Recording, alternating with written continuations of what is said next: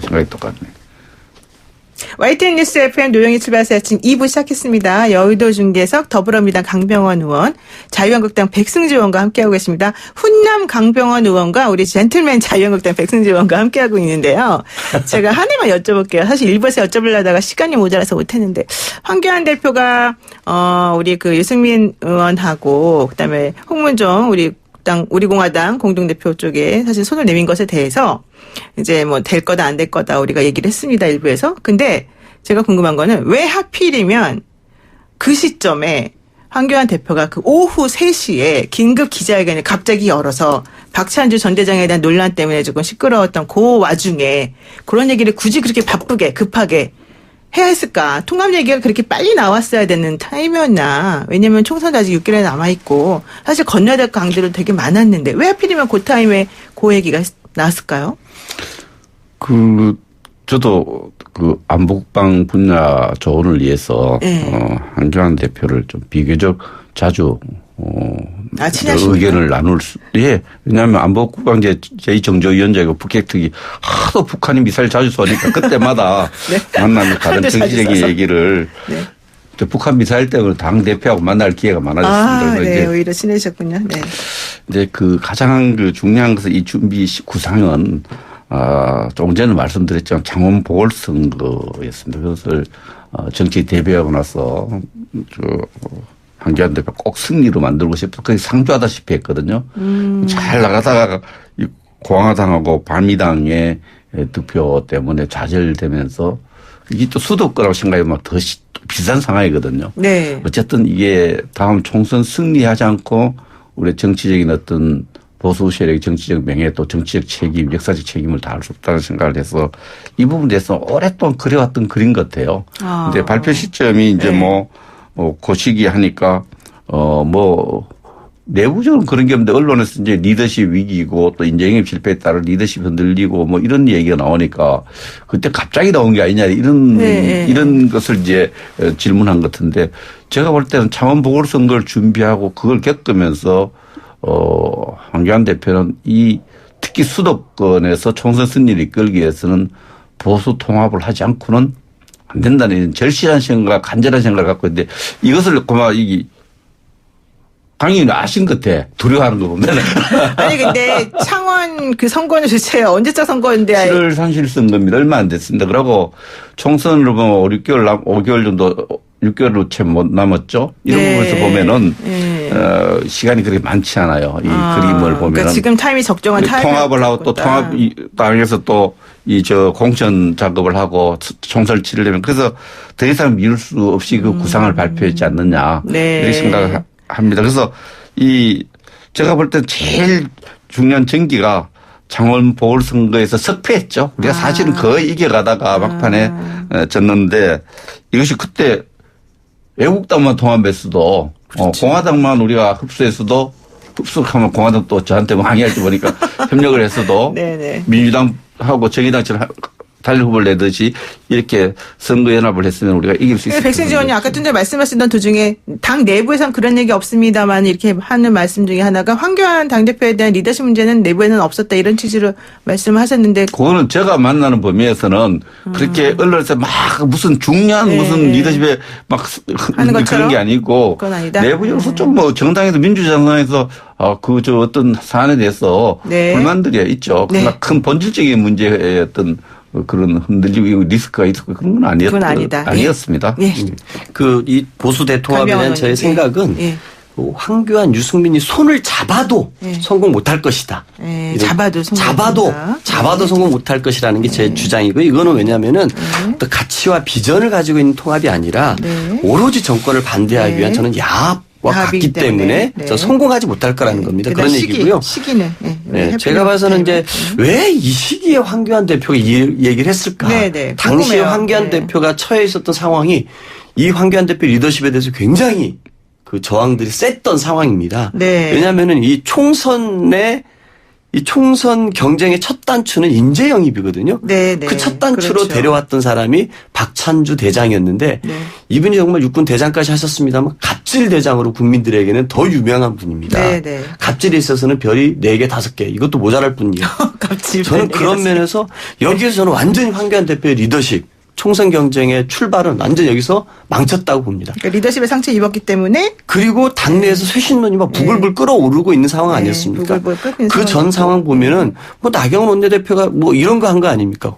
공천 패스트트랙 가담해가지고 다 그 범죄자의 지금 위에 처해 있은 이분들에게 공천 가산점을 주고 조국 장관 낭만시킨 분들한테 표창장 주고 현금 돈 주고 이런 것들로 인해서 이 황교안, 나경원 이 두 분들에 대한 리더십이 굉장히 당내에서 부글부글 끓고 있는 상황에서는 급작스럽게 나왔다고 봅니다. 왜 그러냐면 네. 적어도 이 정도의 큰 주제를 던지려면은 우리공화당이라든지 바른미래당의 유승민 대표 측하고 저는 충분히 교감이 있고 뭔가 상대방의 진전이 돼야 되거든요. 그런데? 이런 진전도 없이 갑작스럽게 던졌다라는 것은 리더십을 위기에 처한 이 리더십을 이 또 다른 주제로 좀 피해 보려고 하는 그런 것이 폭탄 돌리기 아니었느냐. 네. 이런 주장이 저는 더 설득력 있지 않나 싶습니다. 좀 위기에 몰렸기 때문에 하여튼 두려워하기도 집요하게 두려워하셔. 국면을 아니, 너무 겁내지 마세요. 잘하면 근데 이게 우리 당내 사정을 그래서 제가 원내 대책회의 일주일 2번씩 들어가고 당 지도부하고 네, 늘 이렇게 네. 의논하기 때문에 네. 제가 말씀드린 게 정확한 정보를 갖고 말씀을 드리는데 우리 당은 사실 창원 성산 지역 선거에서 또 수도권 여러 가지 여론 지표를 보면 솔직히 인정 이야기합니다.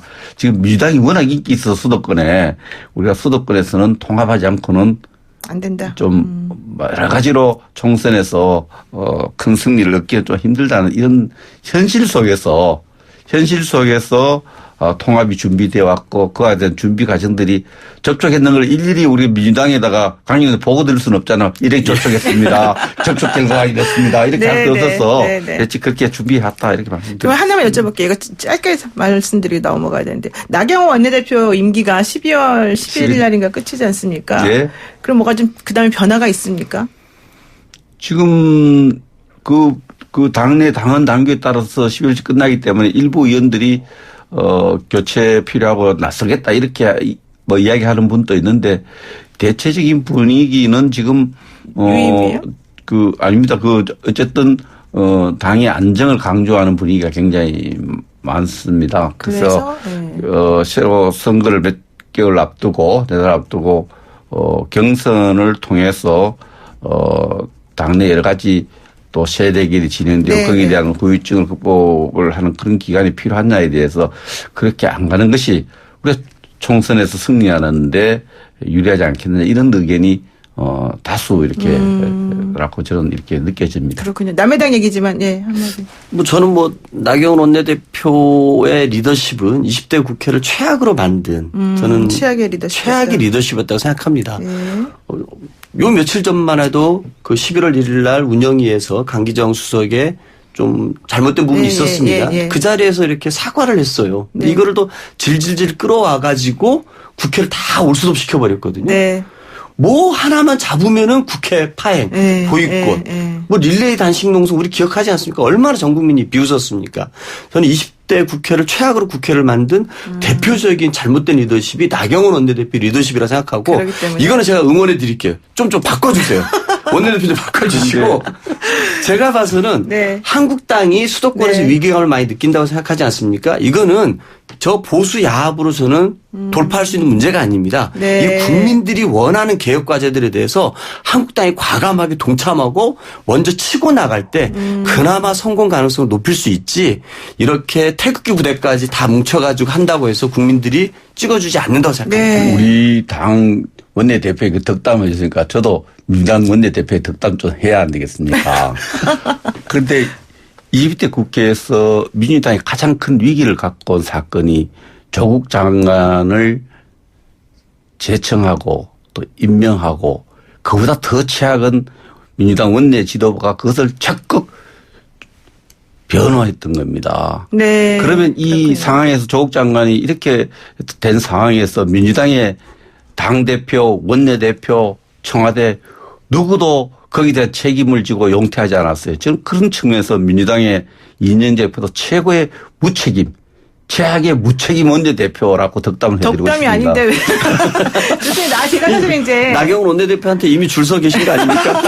자, 이제 마지막 질문 사실 모병제 찬성하시냐 이거 뜬금없는 모병제 얘기 이거 여쭤보려고 그랬는데 시간이 딱 정말 20초씩밖에 안 남았어요. 모병제 찬성하시는지 하나만 여쭤보고 정리할게요. 일단 그 전에 507호 쓰시는 분께서 고향에 뿌리를 든 강병원 의원이 은평구를 대표해서 열일하시는 모습 항상 응원합니다. 2020년 총선에서도 파이팅 하시고 고향 은평에 큰 힘이 되주세요. 이렇게 말씀하셨고요. 유튜브를 통해서 이명숙님께서는요.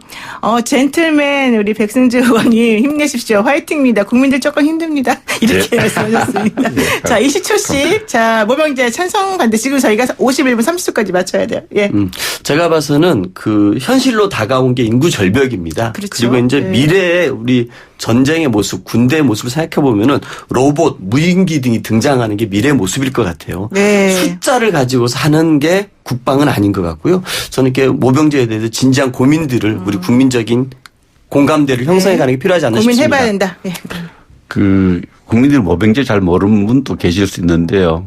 이것은 이제 군에 가고 싶은 분만 가고 그분들한테 적절한 월급을 줘서 군에 가고 싶은 사람이 월급을 받으면서 군대 생활을 하게 하자. 그렇죠. 신성한 병력 의무 이거 좀 이런 말 없애고 군에 가고 싶은 사람 가자 이러니까 국민들이 생각하죠. 그럼 재벌 아들들, 국회의원 아들들, 백승주 아들은 군에 가겠나 이런 걱정을 해요. 네. 지금 안보 여건에서 언젠가는 우리가 논의해야 될 주제지만은 지금 적절하지 않은 것 같고요. 특히 이런 중요한 국가 근간을 흔드는 헌법상에 나오는 병력 의무 조항을 총선에서 좀 승리하려고 선거공학적으로 정치공학적으로 접근할 문제는 아니다. 네, 그렇군요. 좀 부적절해 지금은 보인다. 예. 논의 시기도 그렇고 논의 네. 내용도 지금은 네. 언젠간 장기과제로 연구돼야 되겠지만 지금은 네. 매우 아니다. 예. 좀 너무 중요한 문제를 정치공학적으로 풀려고 한다. 네, 저는 고맙습니다. 부적절하다고 네, 생각합니다. 고맙습니다. 지금까지 더불어민주당 강병원 의원, 자유한국당 백승주 의원이었습니다. 네. 네, 감사합니다. 감사합니다.